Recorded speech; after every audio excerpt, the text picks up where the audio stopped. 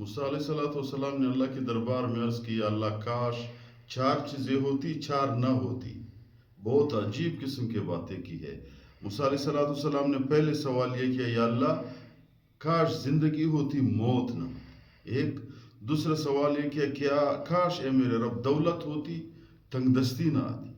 تیسرے، یا اللہ جنت ہوتی دوزخ جہنم نہیں ہوتی۔ چوتھا یہ، یا اللہ کاش صحت ہوتی بیماری نہیں آتی۔ یہ 4 باتیں موسیٰ علیہ السلام نے اللہ کے دربار میں عرض کی۔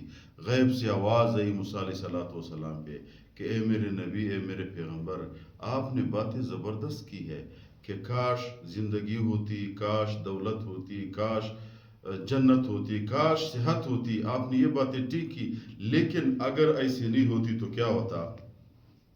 جواب یہ ملا کہ اگر زندگی ہوتی، موت نہ ہوتی، انسان نہیں مر جاتا، تو پھر میرے دیدار انسان کو کیسے مل جاتا؟ کیونکہ جب بندہ مر جائے، قیامت کے دن وہ جنت پہنچ جائے، تو جنت میں وہ اللہ تعالیٰ اپنے بندوں کو، نیک بندوں کو، جنتی بندوں کو اپنے دیدار دیتا ہے۔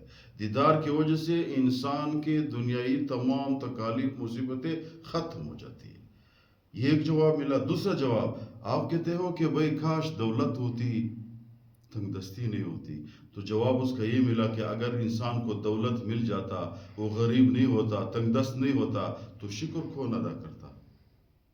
ہر بندہ اپنی زندگی کی مزوں میں غرق ہوتا، ہر بندہ میرے بھائیوں ہر دنیا کی ہر نعمت اس کے سامنے ہوتا، تو شکر کون ادا کرتا؟ اللہ کی طرف کون متوجہ ہو جاتا؟ تیسرا سوال، آپ فرماتے ہو کہ بھئی کاش جنت ہوتی جہنم نہیں ہوتی۔ اگر جنت ہوتی جہنم نہیں ہوتا تو پھر میرے عذاب سے کون ڈرتا؟ ہر بندہ کہتا ہے یار میں تو بس جنت جا رہا ہوں، کسی کو قتل کرو، کسی کی خدا نخواستہ عزت لوٹو، کسی کی چوری کرو، کسی کو مارو، کسی کو تنگ کرو، کیونکہ اللہ کے عذاب سے کوئی نہیں ڈرتا۔ آج کل جب بندہ تھوڑا بہت میرے بھائیوں گزارا کرتا ہے، وہ اس لیے کہ یار قیامت کے دن میری پکڑ ہوگی، ان بطش ربک لشدید، تو اس لیے جہنم کو اللہ تعالیٰ نے پیدا کیا۔ چوتھا سوال موسیٰ علیہ السلام نے یہ کیا کہ اللہ کاش صحت ہوتی، بیماری انسان کو نہیں آتی۔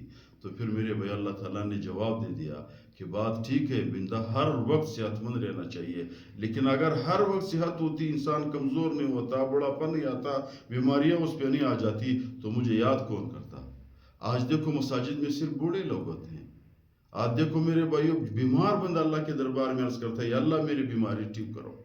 جو بندہ ٹھیک ہوتا ہے، جوان رہتا ہے، اس کو اللہ یاد ہی نہیں ہے، اس کو نماز کا پتہ ہی نہیں چلتا کہ نماز کتنا فرض ہے۔